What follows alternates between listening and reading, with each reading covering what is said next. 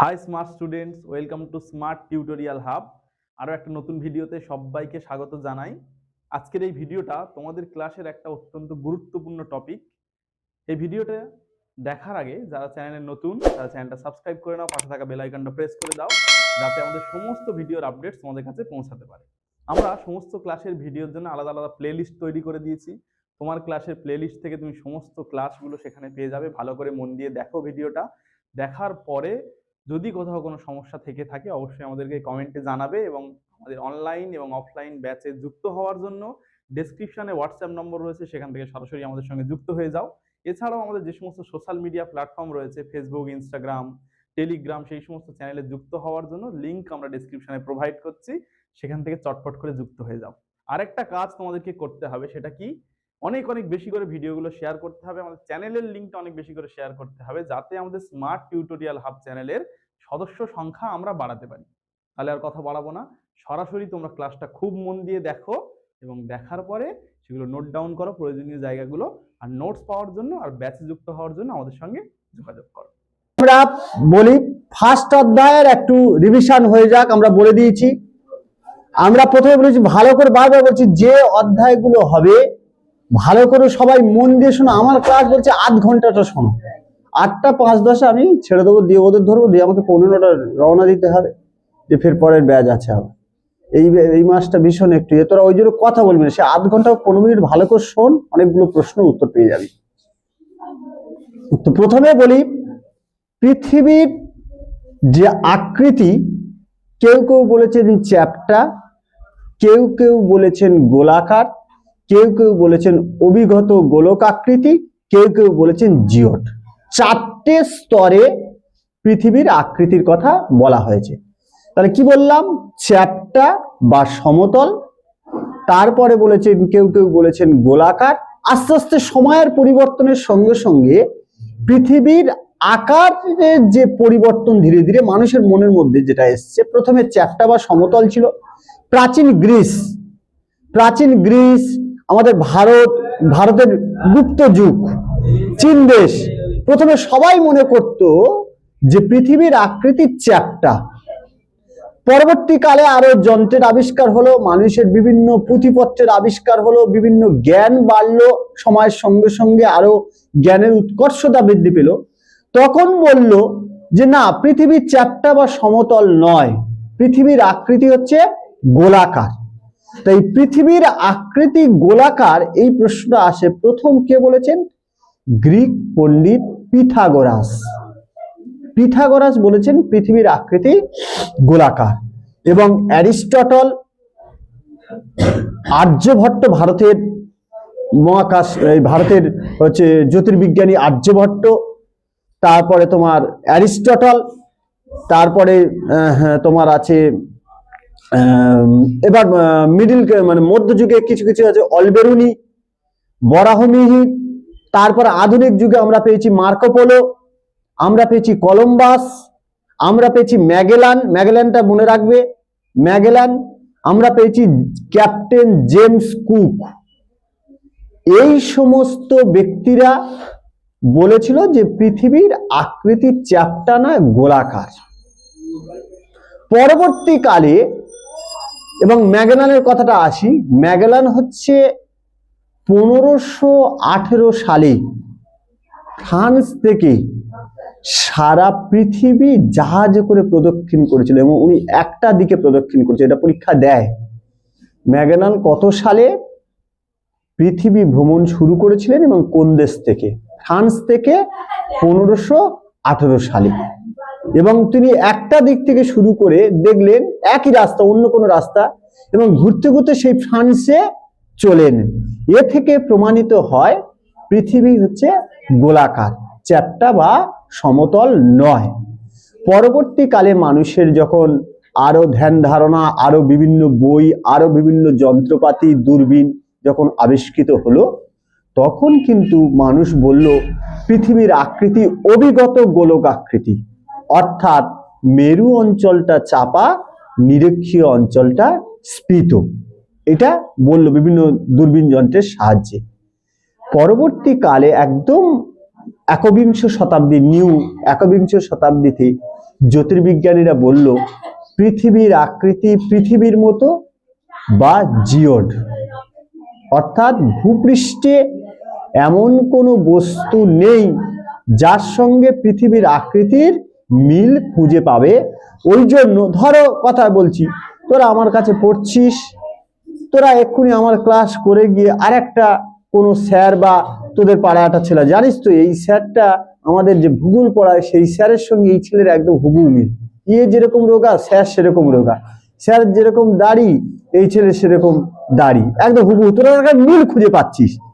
তাহলে জ্যোতির্বিজ্ঞানীরা মহাকাশ থেকে পৃথিবীর আকৃতিটা যেরকম ভাবে দেখেছেন, এটা কিন্তু পরীক্ষা পড়ে, এই জন্য আমি বারবার বলছি, পৃথিবীর আকৃতিটা যেরকম দেখেছেন ভূপৃষ্ঠে নেমে এসে পৃথিবীর আকৃতির মতো এমন কোনো বস্তু কিন্তু মিল খুঁজে পায়নি।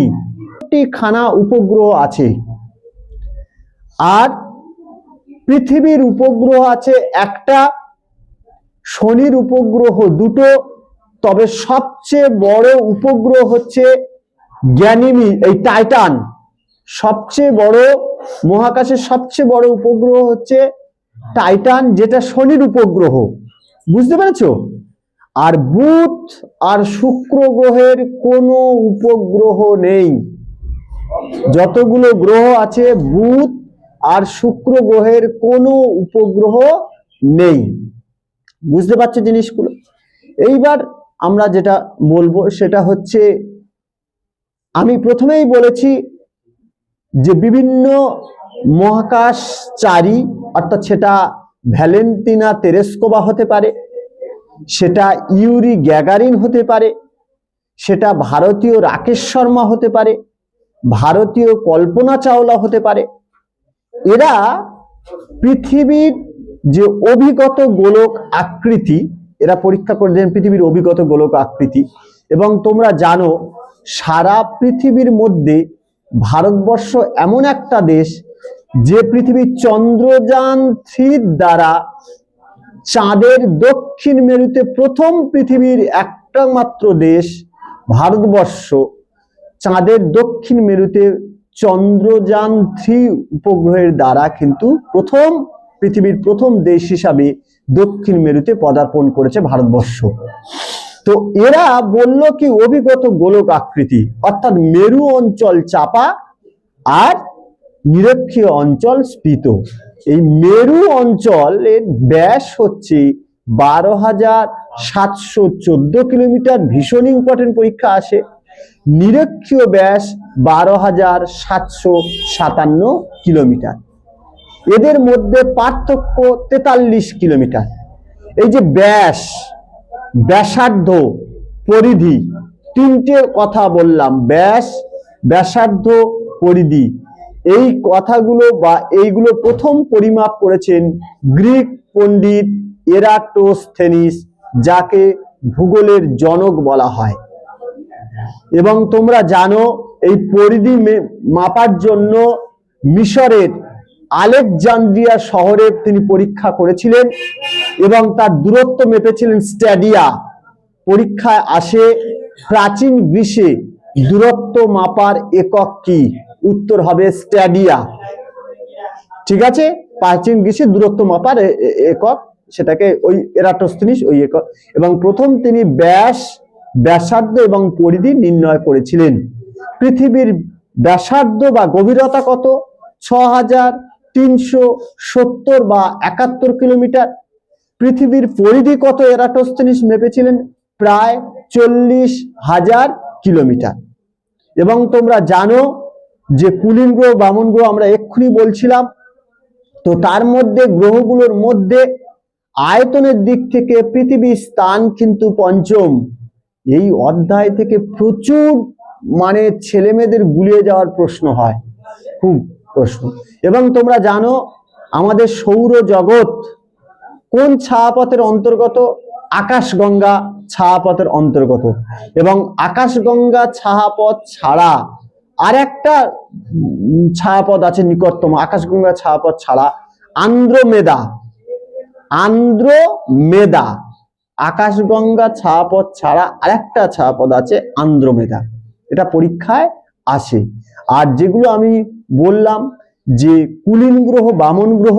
এবার বামন গ্রহ বলা হয়েছে 5টা, তাহলে একটা গ্রহকে বামন গ্রহ বলছি, একটা গ্রহকে কুলীন গ্রহ বলছি। কিসের জন্য? না, main point IAU, international aeronautic union, একটা প্রথম যে জিনিসের উপর, যে গ্রহের কোনো নির্দিষ্ট কক্ষপথ নেই, যারা অন্যর কক্ষপথে ঢুকে পড়ে বা নিজের কক্ষপথ থেকে বিচ্যুত হয়, যাদের সামনে কোনো মহাজাগতিক বস্তু এলে তাদেরকে সরিয়ে ফেলতে পারে না, তাদেরকে বলা হচ্ছে বামন গ্রহ বলেছে। এবং 5টা বামন গ্রহ আছে, তোমরা জানো, এরিস, সেরেস, মাকে মাকে বা ম্যাকে ম্যাকে, এবং হাউমিয়া এবং প্লুটো। এবং তোমরা জানো ক্ষেত্রমান বা আয়তনের দিক থেকে সবচেয়ে বড় হচ্ছে এরিস গ্রহ, বামন গ্রহগুলোর মধ্যে। সবচেয়ে ছোট হচ্ছে সেরেস গ্রহ। আর যদি তোমাকে বলা হয় বৃহত্তম গ্রহাণু কোনটি, তাহলে বলতে হবে কিন্তু সেরেস। এই জায়গায় দুটো গুলোয় আমি কি বললাম? বৃহত্তম গ্রহাণু হচ্ছে সেরেস, আর ক্ষুদ্রতম গ্রহাণু হচ্ছে সেটা হচ্ছে এরিস। আর যদি বলে ব্রাহ্মণ গ্রহের মধ্যে আয়তনে বড় কোনটা, তাহলে কিন্তু হবে এরিস, ক্ষুদ্রতম হবে সেরেস। এই জিনিসটা আমরা বলেছি। এইবার চলে আসি আমরা যে জিপিএস সিস্টেম, আমরা বলে দিয়েছি GPS system, global positioning system, GPS এর পুরো নাম। তোমরা জানো জিপিএসটা আমরা প্রত্যক্ষভাবে মানুষের জীবনে কিন্তু ব্যবহার করে থাকি।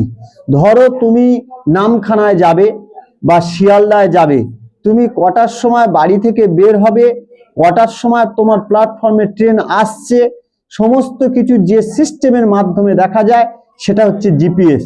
সারা পৃথিবী জুড়ে, আমাদের ভারতবর্ষ তো অবশ্যই, আমেরিকার জিপিএসটা এখনো পর্যন্ত সবচেয়ে উন্নত। ওই জন্য ভারতের নিজস্ব যে জিপিএস আছে কিন্তু ততটা উন্নত হয়নি বা প্রচলিত হয়নি। আমরা কিন্তু আমেরিকার জিপিএস নিয়ে এখন ব্যবহার করছি, তার পরিবর্তে ভারতকে কোটি কোটি টাকা দিতে হচ্ছে আমেরিকাকে। শুধু ভারতবর্ষ নয়, অন্যান্য দেশও আমেরিকার জিপিএস ব্যবস্থা আমাদের ব্যবহার করা হচ্ছে এই জিনিস। তাহলে জিপিএস সিস্টেমটা কি? Global positioning system. Global positioning system এটা একটা কৃত্রিম উপগ্রহের ব্যবস্থা, যার মাধ্যমে কোন স্থানের সঠিক অবস্থান নির্ণয় করা যায়। ধরো আর একটা উদাহরণ দিই, তুমি আলিপুর চিড়িয়াখানায় কোনোদিন যাওনি বা ইকো পার্কে তুমি কোনোদিন যাওনি, তুমি ওই জিপিএস সিস্টেম লোকেশন অন করে তুমি করো, তুমি কোন ট্রেন ধরবে, কোথা থেকে কত মিনিট লাগবে, পুরো সমস্ত কিছু সব দিয়ে দেবে। তারপর আমি এই ইদানিং করে পরশু দিন আমার একটা নিজের কাজে, মানে আমি একটা ব্যাংকের সঙ্গে কথা বলছিলাম লোন নেওয়ার বিষয়ে, তা উনি বলছে আপনি যেখানে আছেন আপনি ঠিক কথা বলছেন কি বেঠিক কথা বলছেন, আপনি লোকেশন পাঠান। তা আমি তো জানি না ওসব বিষয়ে, তা ওই উনি বললেন, আমি করলাম। মানে দারুণ জিনিস, মানে ফোনটাকে সেইভাবে ইউজ করতে হবে। মানে আমি কোন জায়গাটায় আছি এই মুহূর্তে, সে গুগলে করে লোকেশন ট্যাপ করলাম, করলে একটা ম্যাপ চলে এলো, সেই ম্যাপটা শেয়ার করে পাঠিয়ে দিলাম। মানে উনি দেখে নিচ্ছে আমার সঙ্গে মিট করবে, আমি কোন জায়গাটা অবস্থিত, কিভাবে আসবো, পুরো পরিষ্কার দেখে। মানে কত সিস্টেমটা হয়েছে। তাহলে এটাই হচ্ছে জিপিএস, অর্থাৎ কৃত্রিম স্যাটেলাইটের মাধ্যমে, যার বাংলা কথা হচ্ছে কৃত্রিম উপগ্রহের মাধ্যমে, অক্ষাংশ এবং দ্রাঘিমাংশের দ্বারা কোন স্থানের সঠিক অবস্থান নির্ণয় করা হয় যে পদ্ধতির মাধ্যমে, সেটাকে বলা হয় জিপিএস বা গ্লোবাল পজিশনিং সিস্টেম। এইবার লাস্ট বলে শুরু করব তোমার গ্রহগুলো। আমরা বলেছি লাল গ্রহ বলা হয় মঙ্গল, সবচেয়ে শীতলতম গ্রহ হচ্ছে ইউরেনাস, সবুজ গ্রহ বলা হয় ইউরেনাসকে, সবচেয়ে উষ্ণতম গ্রহ বলা হয় শুক্রকে, পৃথিবীর যমজ গ্রহ বলা হয় শুক্রকে, এবং শুক্র গ্রহ একমাত্র ব্যতিক্রমী গ্রহ, যে গ্রহটা পৃথিবীর সব অন্যান্য গ্রহ ঘুরে আরেকটা গ্রহ মনে হয় আছে, সবাই কিন্তু বেশিরভাগ ক্ষেত্রে পশ্চিম থেকে পূর্ব দিকে টার্ন করে, আবর্তন করে। শুক্র গ্রহ কিন্তু পূর্ব থেকে পশ্চিম দিকে করবে। আর একটা এর ভীষণ ইম্পর্টেন্ট, শুক্র গ্রহের আবর্তন গতির তুলনায় পরিক্রমণ গতির সময়টা কম লাগে। এই একমাত্র গ্রহ, এছাড়া আর সমস্ত গ্রহ পরিক্রমণ গতির সময় বেশি লাগে, আবর্তন গতির সময় কম লাগে, কিন্তু শুক্র গ্রহ একমাত্র গ্রহ যার পরিক্রমণের থেকে আবর্তনের সময় বেশি লাগে। এটা পরীক্ষায় খুব পড়ে, পরীক্ষার মধ্যে। তাহলে এই গেল আমাদের প্রথম চ্যাপ্টারে রিভিউ। আমি সেকেন্ড চ্যাপ্টার শুরু করব, তার আগে একটু প্রশ্নগুলো ধরে নি। বলো, তুমি বলো, পৃথিবীর প্রথম জাহাজে করে ভ্রমণ করা শুরু করেছিল কোন ভৌগোলিক বা কোন নাবিক? ম্যাগেলান। ম্যাগেলান কত সালে, কোন দেশ থেকে? ফ্রান্স থেকে। এই প্রশ্ন আমি যেগুলো ধরছি মানে যাদের পরীক্ষা আসে। আচ্ছা, তুমি বলো, আমাদের সৌর জগৎ, প্রত্যেকে শোনো, পারো আর না পারো প্রশ্নগুলো ভালো করে শোনো। খুব এই চ্যাপ্টারটা খুব বিজোড় চ্যাপ্টার, তোমাদের দেখবে কত অসুবিধা হয় দেখবে।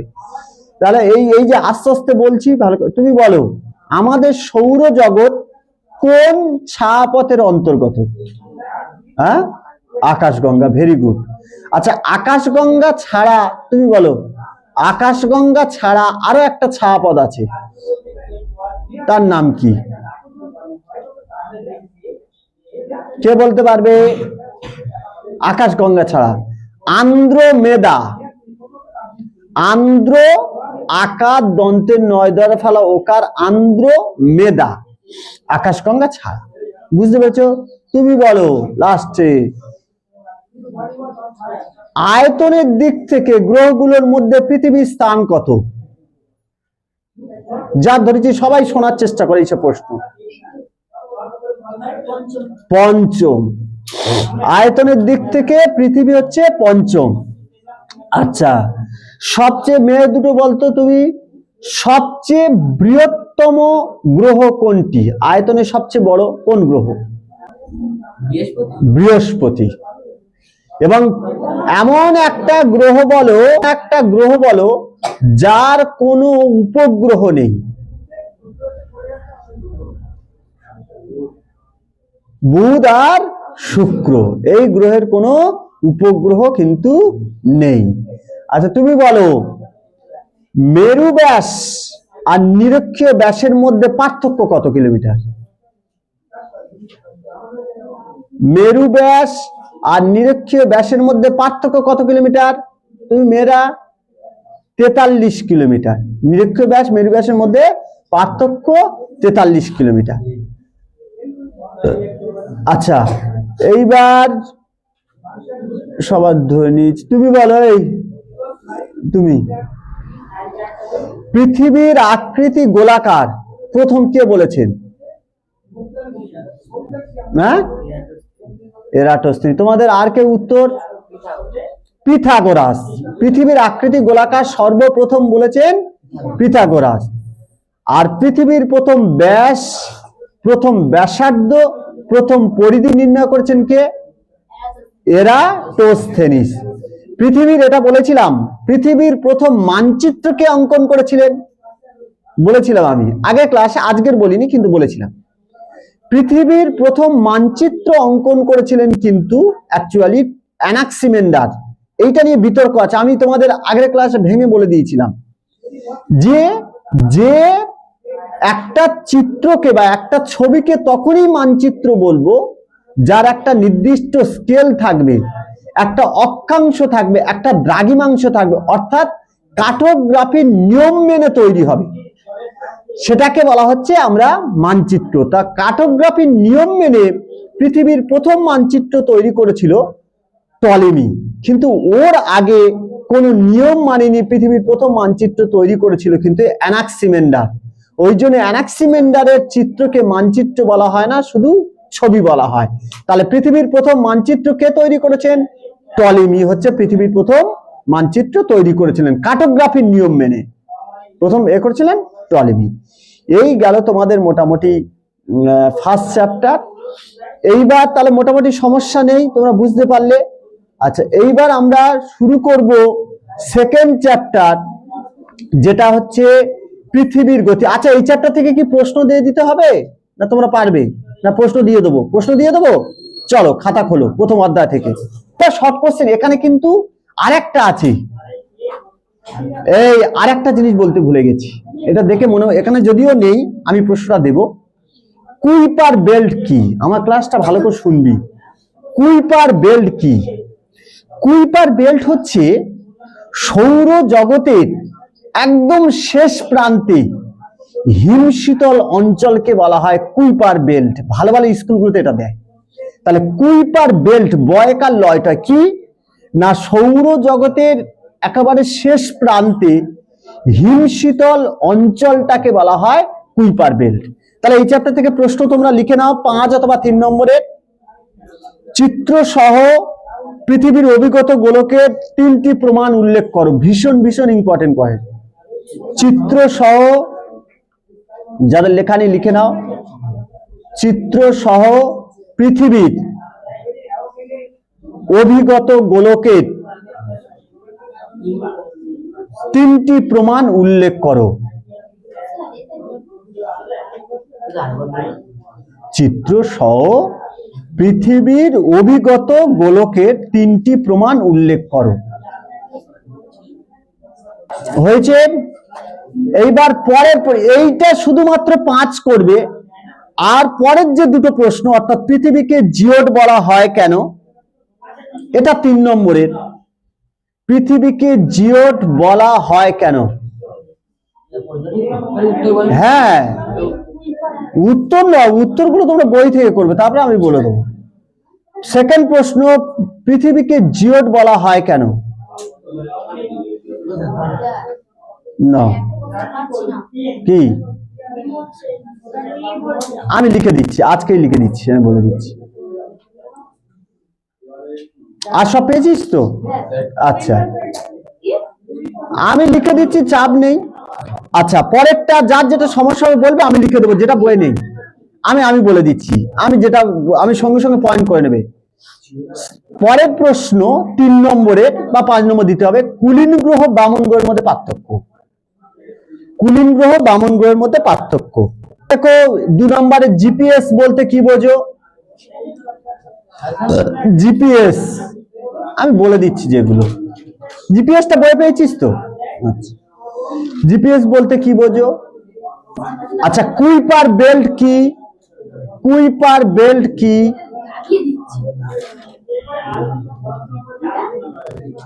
কুইপার বেল্ট কি?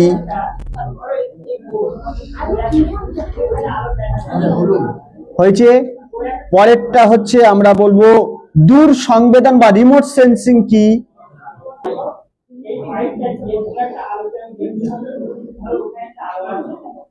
Kuiper belt. লেখো, সৌর জগতের শেষ প্রান্তে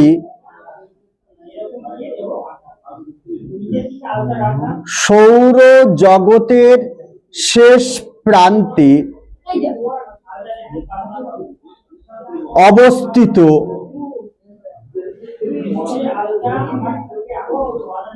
বিস্তীর্ণ অঞ্চলব্যাপী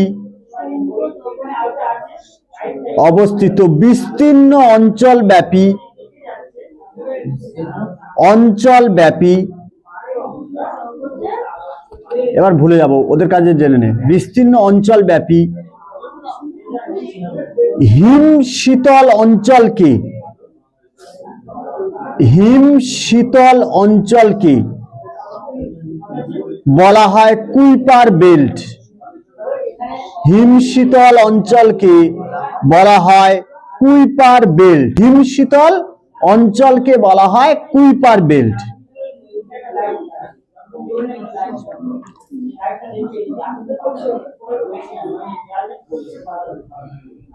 এইবার পরেরটা আমরা চলে যাব, দূর সংবেদন বা রিমোট সেন্সিং কি? হ্যাঁ, উত্তরটা দূর সংবেদন বলছিস, বইয়ে পাসনি নাকি? হ্যাঁ, সৌর জগতের শেষ প্রান্তে অবস্থিত বিস্তীর্ণ অঞ্চল ব্যাপী হিমশীতল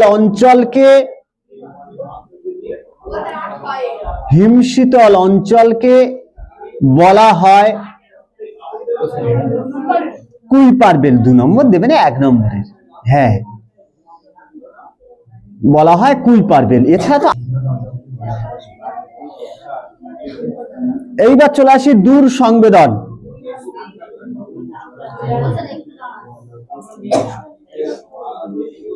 দূর সংবেদন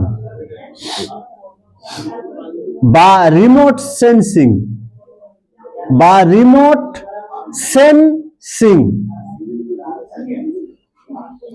আচ্ছা, তার আগে ভালো করে শুনে নাও, তারপর আমি এক্ষুনি লিখে দেবো। তার আগে ভালো করে শুনুন।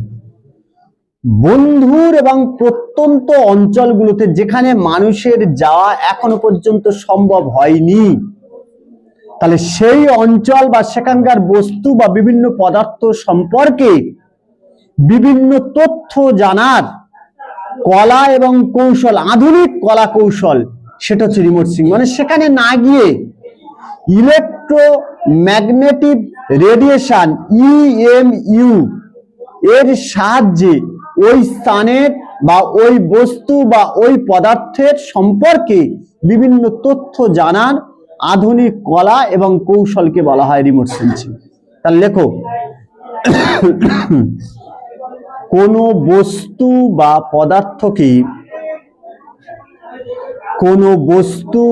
পদার্থকে স্পর্শ না করে, কোনো বস্তু বা পদার্থকে স্পর্শ না করে দূর থেকে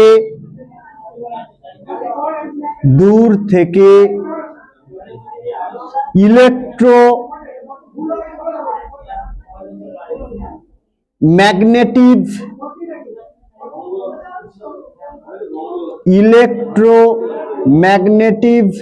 রেডিয়েশনের সাহায্যে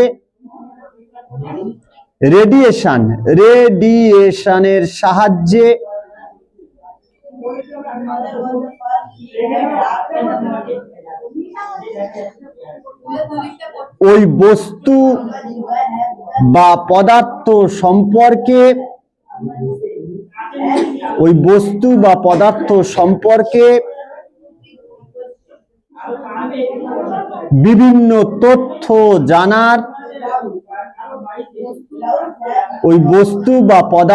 সম্পর্কে বিভিন্ন তথ্য জানার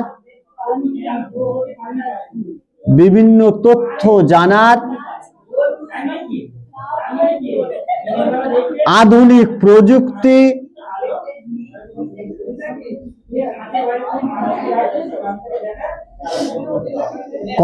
কলা ও কৌশলকে বলা হয় আধুনিক প্রযুক্তি, কলা ও কৌশলকে বলা হয়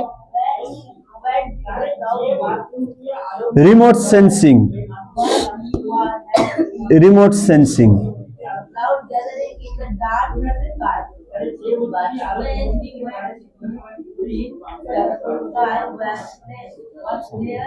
হয়েছে? তাহলে এই চ্যাপ্টারে আর কোনো প্রশ্ন আছে তোমাদের? নীল গ্রহ, লাল গ্রহ, ধূসর গ্রহ, সবুজ গ্রহ সব বলে দিয়েছি। পৃথিবীর উষ্ণতম গ্রহটাও আমরা বলে দিয়েছি মোটামুটি, এবং প্রশ্ন দিয়ে দিলাম। এই চ্যাপ্টার পুরোটা কমপ্লিট। তো স্মার্ট স্টুডেন্টসরা, এই ক্লাসটা খুব মন দিয়ে করার জন্য সবাইকে অসংখ্য ধন্যবাদ। ভিডিওটা যদি তোমার ভালো লেগে থাকে অনেক অনেক বেশি করে শেয়ার করে দাও, লাইক করো, কমেন্ট করো, আর বন্ধু বান্ধবীদের মধ্যে বেশি বেশি করে আমাদের ভিডিও এবং চ্যানেলের লিঙ্কটা পাঠাতে হবে। কারণ কি, আমরা চাইছি স্মার্ট টিউটোরিয়াল হাব পরিবারটাকে অনেক অনেক বড় করার জন্য। তুমি এই পরিবারের অত্যন্ত একটা গুরুত্বপূর্ণ সদস্য। তোমারও কিন্তু দায়িত্ব আমাদের পরিবারটাকে সবার কাছে পৌঁছে দেওয়ার জন্য।